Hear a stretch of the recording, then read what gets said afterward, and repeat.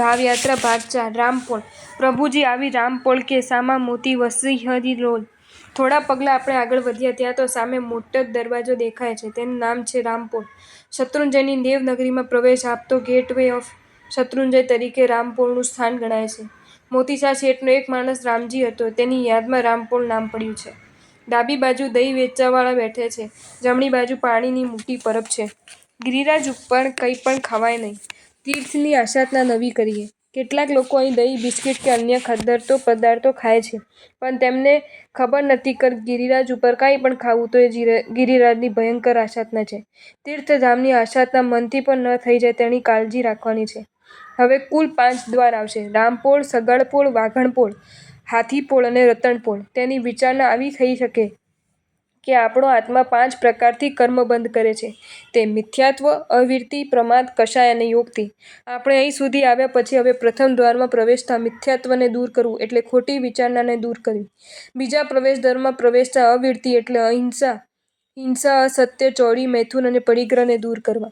ત્રીજા પ્રવેશદ્વારમાં પ્રવેશતા પ્રમાદને, નિંદા, વિકથાઓને દૂર કરવા। ચોથા દ્વારમાં પ્રવેશતા અશુભ યોગોને છોડવા એટલે મનથી ખરાબ વિચારવું નહીં, વચનથી ખરાબ બોલવું નહીં, કાયાથી ખરાબ પ્રવૃત્તિ કરવી નહીં અને એ રીતે કર્મબંધથી મુક્ત બનેલો આત્મા સિદ્ધિને પામે તેમ આપણે પણ પરમ કૃપાલુ પરમાત્મા શ્રી આદિનાથ ભગવાનને પામીને સર્વ કર્મથી આંશિક રીતે મુક્ત બનવારૂપ હળવા-ફૂલ બની શકીએ છીએ। પંચશિખરી જિનાલય રામપોળના દરવાજામાં આપણે પ્રવેશ્યા એટલે સામે જમણી બાજુ પંચશિખરવાળું વિમલનાથ ભગવાનનું જિનાલય આવ્યું। અંદર પ્રવેશીને દર્શન કરીએ। નમો જીનાણમ આ દેરાસર ઔરંગાબાદના શેઠ વલ્લભભાઈ મોહનદાસે કરાવેલ છે। ત્રિશિખરી જિનાલય પછી બાજુમાં સુમતીનાથ ભગવાનના 3 શિખરવાળા જિનાલયમાં પ્રવેશ કરીને દર્શન કરીએ। નમો જીનાણમ આ જિનાલય સુરતના દેવચંદ કલ્યાણજી શેઠે પરિવારે કરાવેલ છે। મોતીસાની ટૂંક બહાર નીકળીએ એટલે બાજુમાં મોતીસા શેઠનો ટૂંકનો ભવ્ય દરવાજો દેખાય છે। આપણને તો દાદાને ભેટવાની ઉતાવળ છે, તેથી બહારથી જ ટૂંકમાં બિરાજમાન આદેશ્વર ભગવાનને નમો જીનાણમ કહીને વંદના કરીને આગળ વધીએ।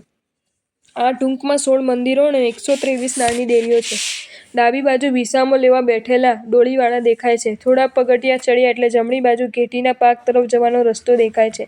પહેલાં અત્રે કુંતાસર નામે ખીણ હતી, મોતીસા શેઠે ખીણ પુરાવી। બહારના ભાગમાં કુંતાસુર કુંડ છે, તેની દિવાલના ગોખલામાં કુંતાસર દેવીની મૂર્તિ સ્થાપેલી છે। સામે દેખાય છે તે દરવાજો સગાડપોળ તરીકે ઓળખાય છે।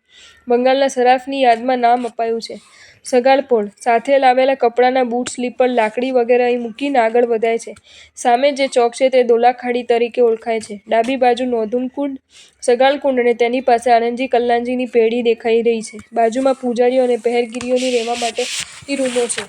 વાઘણપોળ થોડા પગથિયાં ચડીએ એટલે સામે દેખાય છે વાઘણપોળનો દરવાજો। વાઘણપોળથી દાદાના દરબાર સુધીના વિસ્તારને દાદાની ટૂંક, વિમલ વસઈ કે મનુદેવા શિખર કહેવાય છે। જમણી બાજુ અચલગચ્છીય શેઠ શ્રી કેશવજી નાયકની ટૂંક દેખાય છે, તેમાં 5 મહાતીર્થની રચના છે। ત્યાં રહેલા સર્વ પરમાત્માને વંદન કરીએ।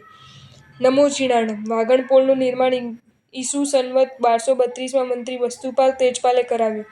પુનઃનિર્માણ શેઠ શ્રી કસ્તુરભાઈ લાલભાઈએ કરાવેલું। બંને બાજુ સામસામે શિલાલેખો છે। ત્યાં નવું પ્રવેશદ્વાર બનાવતી વખતે ખોદકામ કરતા નીકળેલ એ શિલાલેખોમાં ધોળકાના મંત્રીશ્વર વસ્તુપાલ તેજપાલના ગુણાનુવાદ કરવામાં આવેલ છે।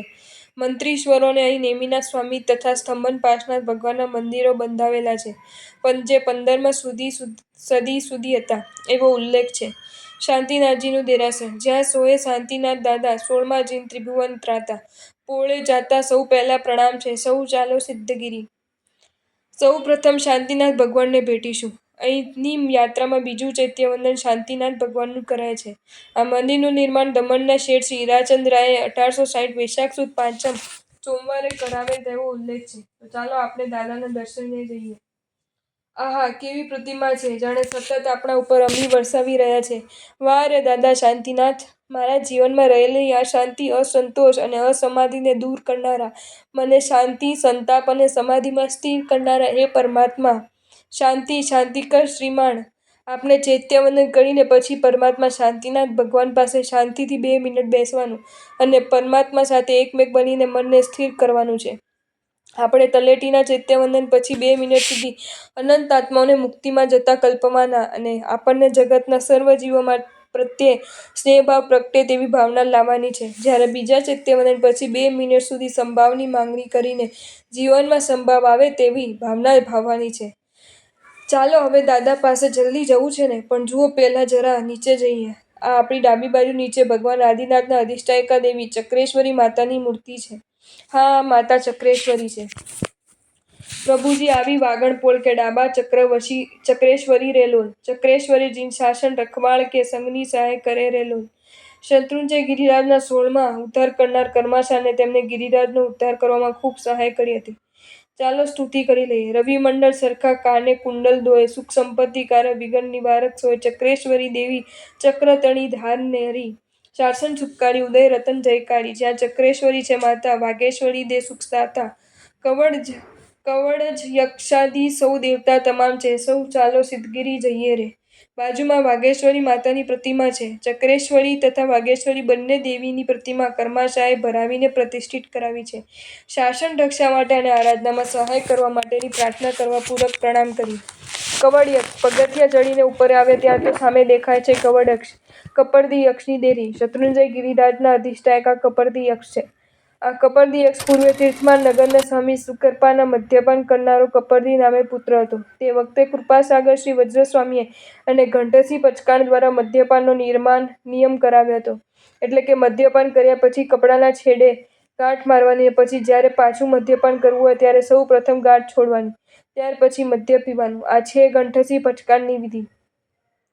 એક કપરી કસોટી આવી. ગાંઠ એવી મજબૂત બંધાઈ છે કે છૂટતી જ નથી. પ્રાણ કરતાં પણ પ્રતિજ્ઞા પાલનનું મૂલ્ય તેને મને વધારે હતું. અંતે શુભ ભાવમાં પ્રાણો છોડ્યા. ગાંઠ તો ન જ છૂટી, પણ હૃદયમાંથી પાપની ગાંઠ જાણે કે છૂટી ગઈ.